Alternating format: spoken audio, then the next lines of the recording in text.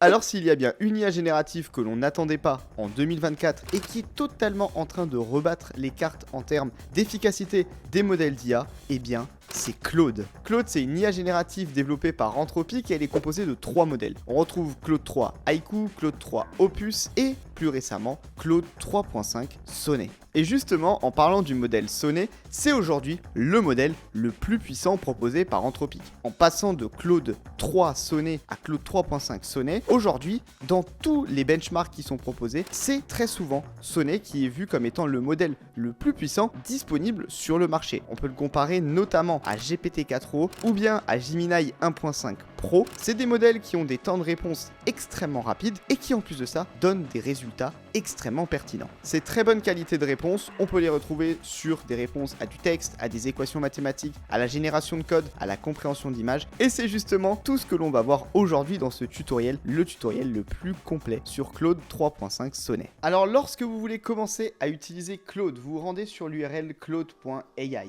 et ici vous arrivez sur cette page qui va vous permettre de commencer à échanger avec Claude. Ici au milieu, vous retrouvez la barre de chat sur laquelle vous allez pouvoir converser avec lui. Mais avant ça, sur la gauche ici, si vous passez sur la partie Claude, vous pouvez démarrer aussi un nouveau chat depuis cette page. Vous retrouvez aussi la partie Project. Project, c'est tout simplement le concurrent des GPTs. Vous retrouvez aussi en bas la partie Start lorsque vous allez avoir un projet pour pouvoir le réutiliser, donc pour retrouver vos GPTs ici qui s'appellent des projects. Vous retrouvez vos discussions récentes et en bas vous avez aussi toute la partie settings liée à votre compte. Il y a deux choses importantes ici. Vous avez la partie feature preview qui est en fait toutes les fonctionnalités qui sont encore en preview, notamment la partie artefact sur laquelle on va repasser. Et cette fonctionnalité, vous allez voir, elle est extrêmement puissante. C'est à mon avis quelque chose qui va arriver très rapidement dans ChatGPT étant donné qu'elle est juste extrêmement intéressante à utiliser. Donc ici vous pouvez l'activer. Sachez aussi que vous retrouvez ici toute la partie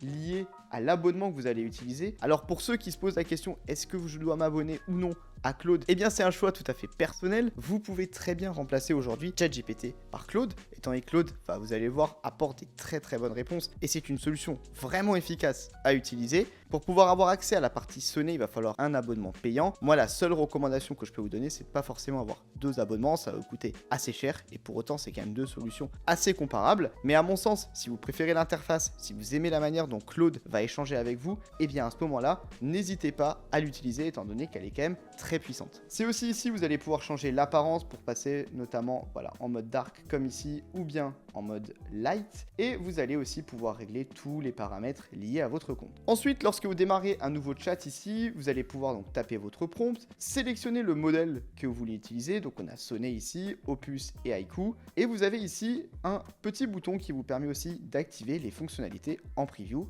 comme ici Artefact. Une fois que vous avez fait ça, en dessous vous pouvez ajouter du contenu quand vous voulez par exemple faire des analyses multimodales par exemple. Et enfin juste en dessous vous allez pouvoir mettre des parties multimodales, notamment en ajoutant des fichiers. Vous êtes limité à 30 MB par fichier lorsque vous utilisez Claude. Alors afin de vous présenter tout ce qui est possible de faire avec Claude, on va passer au travers de différents petits tests dans ce tutoriel. La première chose, peux-tu me rédiger un court texte sur l'impact positif du sport lorsque l'on est adolescent? Juste ici, on est donc sur un prompt simple qu'on va pouvoir lui poser. Moi, une chose que je voulais vous montrer ici, vous allez voir sur quasiment toutes les réponses de Claude. Je trouve que comparé à ChatGPT ou même à Gemini, Claude, il a une manière très humaine de vous répondre. On pourrait très souvent croire qu'on converse avec un vrai humain. Alors ça sera peut-être pas le cas dans tous les prompts, mais en règle générale, c'est vraiment quelque chose que j'ai identifié lorsque j'utilise Claude. Ici, donc il nous a écrit une réponse, vous avez vu que la réponse est arrivée très vite. On a un contenu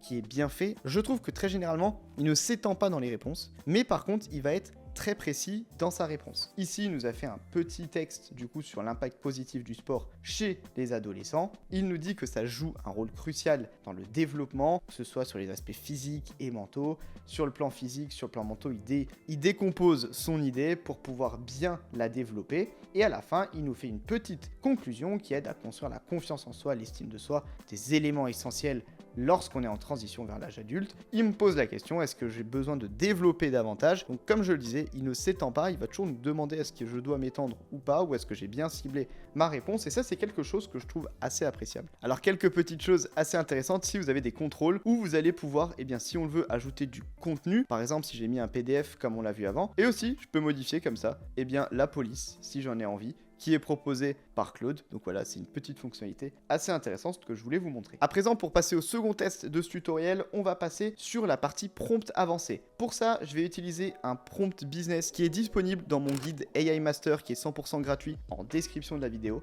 Vous retrouvez à l'intérieur ici des templates de prompt à personnaliser. Ici, on part sur un prompt business. Pour ceux qui veulent avoir accès à ce guide, c'est très simple. Il est en description de la vidéo. Vous avez juste à cliquer dessus, vous renseignez votre email. C'est totalement gratuit. En moins de quelques minutes, vous y avez accès par email. Vous retrouvez un accès en ligne sur le Notion que vous avez juste ici, ou bien vous pouvez aussi télécharger au format PDF directement dans l'email. Donc n'hésitez pas à le découvrir, c'est une référence en France. Il a été téléchargé plus de 25 000 fois en 2023 et plus de 40 000 fois en 2024. C'est totalement fou. Ici, vous retrouvez le prompt que j'utilise qui est ici, qui va me permettre de faire agir Claude comme un stratège d'entreprise pour développer une nouvelle marque sur un nouveau marché. Je l'ai déjà bien évidemment personnalisé avec certaines informations. On va le faire passer pour un stratège d'entreprise dans l'innovation pour créer une application mobile à destination des étudiants qui souhaitent mieux gérer leur épargne. Je lui ai demandé tout simplement de cibler une industrie, un intérêt, avoir une épargne de sécurité, comprendre l'intérêt d'avoir une bonne santé financière. Je lui ai donné certaines directives au niveau du format,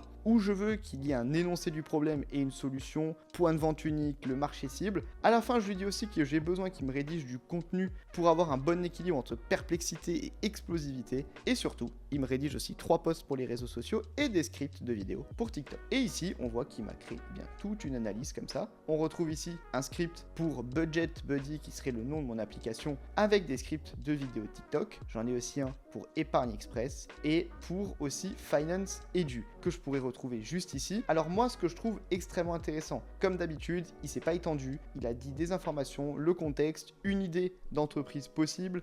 À la fin, il m'a fait des scripts vidéo pour TikTok qui ont l'air quand même assez intéressants à utiliser, avec à chaque fois des formats très TikTok où on retrouve un hook au début, on explique ce qu'il y a, et à la fin, on met un appel à l'action, par exemple télécharge Finance Edu, ou rejoins le défi 100 jours d'épargne et gagne des récompenses. Donc des idées assez innovantes, et je trouve ça plutôt pas mal. Je trouve que ici sur la partie des prompts avancés, il est même encore meilleur que sur les prompts simples, donc c'est quelque chose d'extrêmement pertinent à utiliser avec lui. À savoir quand même que pour les prompts avancés ici, j'utilisais Sonnet, qui est le modèle le plus intelligent, mais par contre ici, Opus m'aurait peut-être apporté une réponse un petit peu plus pertinente, étant donné qu'il est plus spécialisé sur des tâches complexes et notamment sur de l'écriture. On voit qu'il met beaucoup plus de temps à répondre que Sonnet ici. Par contre, si vous regardez bien, il va rentrer un petit peu plus dans le détail de toute la stratégie qu'il veut me faire, alors que Sonnet, lui, a fait quelque chose d'assez court, mais plutôt efficace, et on va aller regarder exactement toute la réponse. Ici, après quelques minutes, il est en train de terminer. On voit qu'il m'a fait une réponse un petit peu plus dense, avec un petit peu plus d'informations. Pour autant, je trouve qu'il a été un petit peu moins créatif et moins fun sur la partie des scripts pour les vidéos TikTok. Donc à ce niveau-là, il y a quand même eu une différence. Mais en général, quand vous allez l'utiliser sur des tâches un petit peu plus complexes comme ça, utilisez plutôt la partie Opus qui peut vous apporter des résultats un petit peu plus pertinents. Ensuite, on est extrêmement nombreux aujourd'hui à utiliser des contenus multimodaux lorsqu'on utilise des modèles d'IA générative pour pouvoir analyser des images, des fichiers, etc. Et c'est ce qu'on va aller tester justement ici avec Sonnet. Ici, premièrement, on va essayer de lui faire reconnaître une infographie que j'ai ici sur la pollution numérique et on va lui dire, est-ce que tu peux prendre cette infographie et me la traduire tout simplement dans un article de blog. Et comme ça, il est en train tout simplement de me générer un article de blog. On voit qu'on a le titre, une petite introduction, des chiffres et on a tout l'article qui est en train d'être rédigé juste ici. L'article il est plutôt court, je pense qu'ici on aurait pu aussi aller plus loin peut-être en passant sur Opus, mais pour autant je trouve qu'il m'a apporté une réponse qui est de qualité dans le sens où il a réussi à bien m'extraire toutes les informations ici qui étaient présentes sur l'infographie pour en faire son analyse et me rédiger l'article de blog qui semble tout à fait correct au vu des informations qu'on avait dans l'infographie. Le prochain exemple dans les capacités à connaître des images, ici on a une photo de judo étant donné qu'on est en pleine période des Jeux Olympiques à l'heure où je tourne cette vidéo et on va lui dire décris-moi cette image. Alors ici ce que je vais avoir envie d'analyser c'est qu'il va très bien reconnaître qu'on est sur une compétition de judo mais néanmoins j'aimerais qu'il soit capable d'aller analyser la prise qui est faite au niveau de ce combat de judo. Donc juste ici, on voit qu'il a bien évidemment été capable de m'identifier l'image et je vais lui demander quelle prise est en train d'être effectuée par l'athlète. Et ici, il me parle d'un Ushimata qui est bien la prise qui est en train d'être réalisée ici à l'écran. Donc c'est assez intéressant, il est capable de bien comprendre les choses à l'intérieur. J'avais aussi mené d'autres tests pour pouvoir identifier s'il était capable de comprendre par exemple du second degré dans des images. Et je dois dire qu'à ce niveau-là, Claude arrive très souvent à des très bons résultats, ce qui valide bien sa place de numéro 1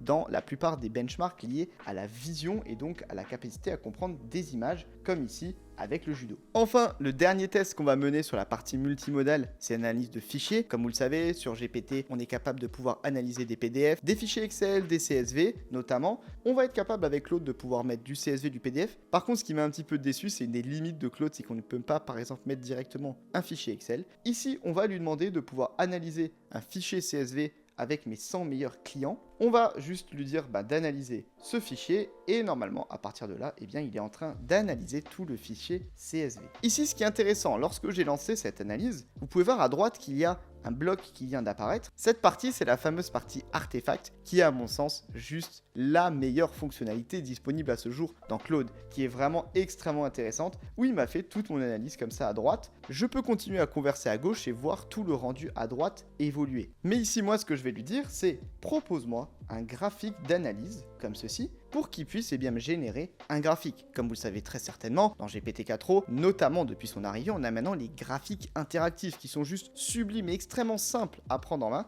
Et ici, dans Artifact, on a la même chose. Si vous regardez bien, dans Artifact, et je vais vous présenter Artifact dans plus de détails juste après, vous pouvez voir tout le code qui a été généré pour analyser le CSV et générer un graphique. Et ici, j'ai la possibilité de mettre Preview et de voir comme ça, tout mon graphique de manière interactive. Je pourrais ensuite le télécharger, le copier ou bien le publier comme ceci et ainsi je publie mon artefact et je vais pouvoir le partager avec d'autres personnes. Donc vous l'avez vu, la partie analyse d'image, analyse de fichiers, Claude il sait totalement le faire et surtout il sait très bien le faire avec des temps de réponse extrêmement rapides, une grande précision au niveau des données et surtout cette partie artefact qui vient apporter encore plus d'expérience utilisateur lorsque l'on utilise Claude. Ensuite, bien évidemment, lorsque l'on parle de Claude, il faut rentrer un petit peu plus dans les détails des artefacts. Ici, je vais utiliser un test très connu que vous retrouvez notamment sur Twitter où beaucoup de monde ont fait ce test. Est-ce que tu peux créer le jeu Snake en HTML5 ? Et ici, si vous le faites, ce test, par exemple dans ChatGPT, vous allez avoir tout le code qui va être généré. Alors que si vous regardez,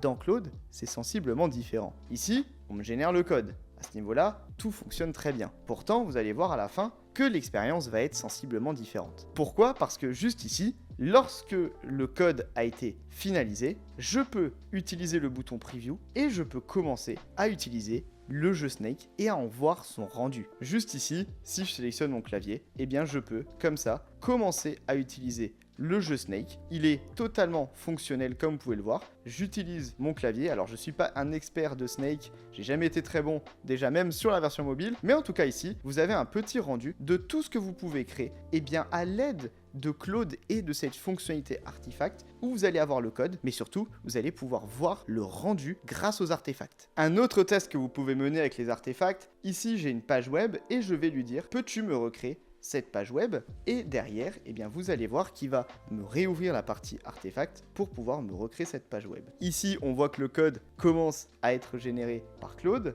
et une fois que c'est terminé, après quelques secondes ici, regardez, je retrouve toute la page web qui est plutôt la même que celle qu'on a vue préalablement. Ici je pourrais rajouter bien évidemment une image, mais je retrouve à gauche le nom de l'entreprise, des boutons pour pouvoir parcourir la landing page, une partie account, etc. Donc il a été capable de me recréer toute la page web en quelques secondes et surtout ici je peux voir tout le code, donc c'est extrêmement intéressant. Derrière je pourrais copier, coller, télécharger tout ce que Claude m'a généré juste ici à l'aide des artefacts. L'autre fonctionnalité extrêmement intéressante dans Claude, c'est les projects qu'on va avoir juste ici qui vont être semblables à ce qu'on a dans ChatGPT avec les GPTs. On va pouvoir créer du coup un Claude extrêmement personnalisé en l'entraînant avec que celle qu'il a été entraîné entraîner de manière générale. Je vais pouvoir ajouter un petit peu plus de contenu et notamment des fichiers. Nous, ce qu'on va faire ici, c'est qu'on va aller créer un projet. Le nom de notre projet, il va s'appeler Copilot Adoption. Ça va être en fait un projet qui nous permet de faciliter l'adoption et l'utilisation des solutions Copilot dans Microsoft 365, donc Copilot dans Excel, Outlook, etc. pour pouvoir bien guider nos utilisateurs. Ensuite, juste en dessous, il va falloir que je lui donne des instructions. Qui il est, quel est le projet, quels sont les objectifs. Je lui dis: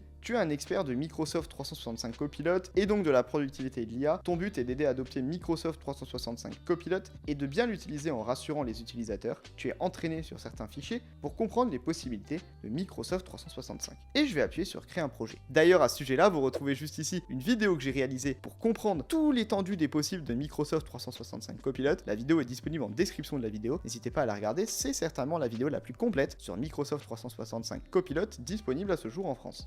Juste ici, je me retrouve du coup sur l'interface qui va me permettre de modifier tout le projet que j'ai créé. Déjà, on va pouvoir ajouter des contenus. Ici, comme vous pouvez le voir, je viens d'ajouter 3 contenus avec notamment des exemples de prompts disponibles pour Microsoft Copilot, des bonnes pratiques pour bien l'utiliser, ainsi qu'une présentation générique de Microsoft Copilot. Et comme ça, maintenant, derrière, eh bien je pourrais lui dire c'est quoi les avantages d'utiliser par exemple Microsoft 365 Copilot. On voit que je suis bien dans le projet en haut parce que j'ai Copilot Adoption qui est positionné. Et comme ça, eh bien regardez, il me sort toutes les informations sur les principaux avantages pour utiliser Microsoft Copilot avec des chiffres, le gain de temps, l'amélioration de la créativité, l'idéation, meilleure utilisation des données. Et en fait, il reprend toutes ces choses-là depuis mes fichiers, étant donné que c'est exactement les mêmes chiffres que j'ai mis dans les fichiers qui ont servi à l'entraîner. La preuve, juste ici, si on regarde bien, 70% des utilisateurs sont plus productifs, 68% ont plus de qualité dans leur travail. Si on revient ici, 70% des utilisateurs sont plus productifs, 68% estiment que